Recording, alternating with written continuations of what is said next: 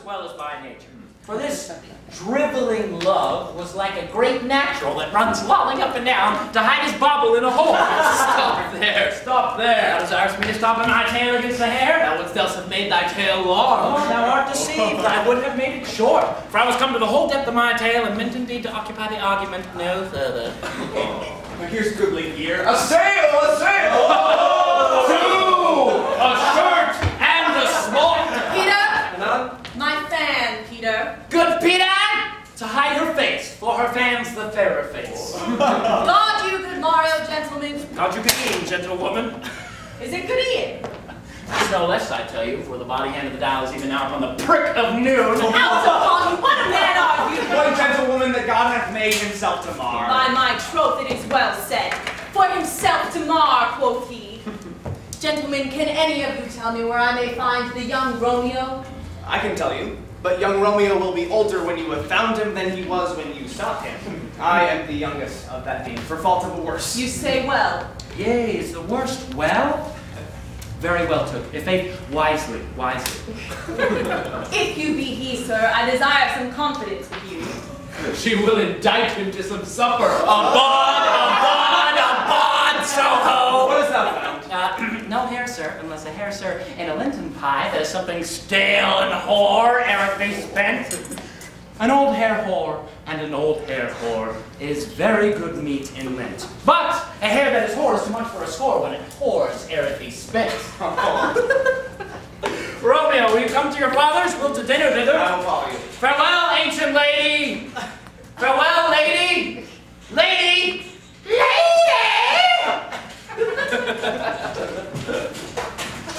I pray you, sir, what saucy merchant was this that was so full of his roguery? A gentleman nurse that loves to hear himself talk, and will talk more in a minute than he will stand to in a month. And he speak anything against me, I'll take him down, and he were lustier than he is in 20 cents jacks. And if I cannot, I'll find those that shall. Scurvy knave, I am none of his flirt gills, I am none of his schemes, mates. And thou must stand by too and suffer every knave to use me at his pleasure. I saw no man use you at his pleasure. If I had, my weapon should quickly up and out. I warrant you, I dare draw as soon as another man. If I see occasion in a good quarrel, and the law on my side. Now, before God, I am so vexed that every part about me quivers. Scurvy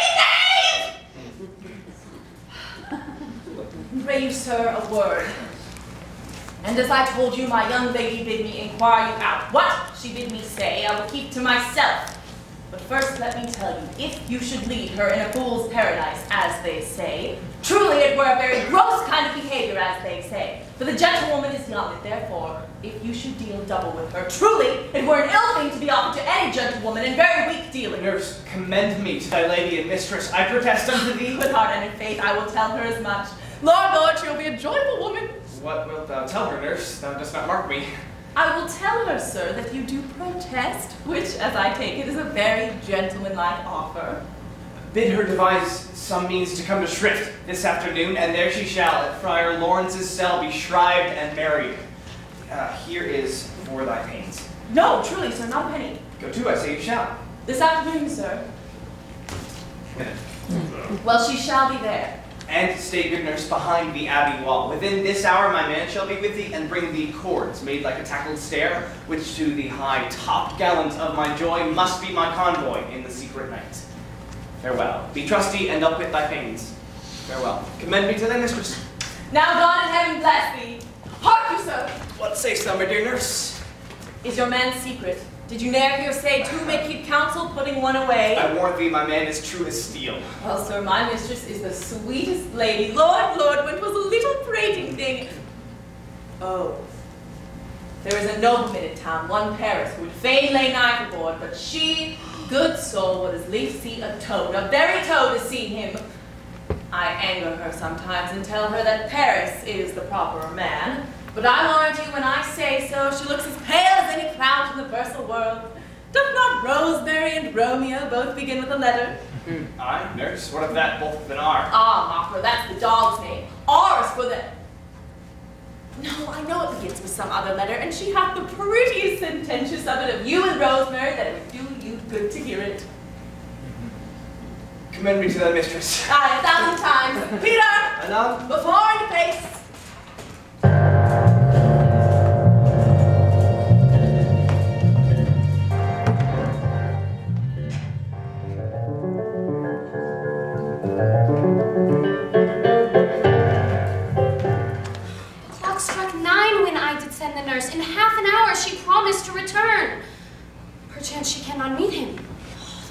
so. Oh, she is lame.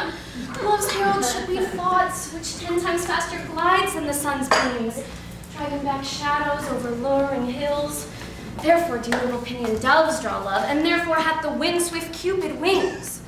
Now is the sun upon the highmost hill of today's journey, and from 9 to 12 is 3 long hours, yet she is not come. Had she affections and warm youthful blood, she would be as swift in motion as a ball. My words would bandy her to my sweet love, and his to me. But old folks, many feign as they were dead, unwieldy, heavy, slow, and pale as lead. Oh God, she comes! Oh, nurse, hast thou met with him? What news? Send my man away. Peter, stay at the gate. Oh, good, sweet nurse. Oh, Lord, why look'st thou sad? Though news be sad, yet tell them merrily. If good, thou shamest the music of sweet news by playing it to me with so sour a face. I am a-weary. Give me leave a while. Ay, how my bones ache. What a jaunt have I. I would thou hadst my bones, and I thy news. Nay, come, I pray thee, speak. Good, good nurse, speak. Jesu, what haste, can you not see that I am out of breath? How art thou out of breath when thou hast breath to say to me that thou art out of breath? The excuse that thou dost make in this delay is longer than the tale thou dost excuse. Is thy news good or bad? Answer to that. Say either, and I'll stay the circumstance. Let me be satisfied. Is it good or bad? Well, you have made a simple choice. You know not how to choose a man. Romeo? No, not he. Though his face be better than any man's, and yet his leg excels all men's, and for a hand and a foot and a body, though they be not to be talked on, yet they are past compare. He's not the flower of courtesy, but I'll warrant him as gentle as a lamb. Go thy ways, wench. Serve God. What, have you dined at home? No, but all this I did know before. What says he of our marriage? What of that? Lord, how my head aches. What a head have I. It beats and it would fall in 20 pieces. Oh, my back! On the other side. Oh, my back! My back! Beshrew your heart for sending me about to catch my death with jaunting up and down. In faith, I am sorry that thou art not well. Sweet, sweet, sweet nurse, tell me, what says my love? Your love says, like an honest gentleman, and a kind and a courteous, and a handsome, and I warrant a virtuous. Where's your mother? Where is my mother? Why, she is within. Where should she be? How oddly thou repliest. Your love says, like an honest gentleman, where is your mother? God, lady dear, are you so hot? Mary, come up, my troth. Is this the poultice for my aching bones? Henceforth, do your messages yourself. Here's such a coil. Come, what says Romeo? Have you got leave to go to shrift today? I have. Then hie you hence to Friar Lawrence's cell. There stays a husband to make you a wife. Oh, now comes the wanted blood up into your cheeks. They'll be in scarlet straight at any use. Hie you to church. I must another way to fetch a ladder by which your love must climb a bird's nest soon when it's dark. I'm the drudge and toil in your delight, but you shall bear the burden soon at night. Go, all to dinner. Hie you to the cell. Hie to high fortune, honest nurse, farewell.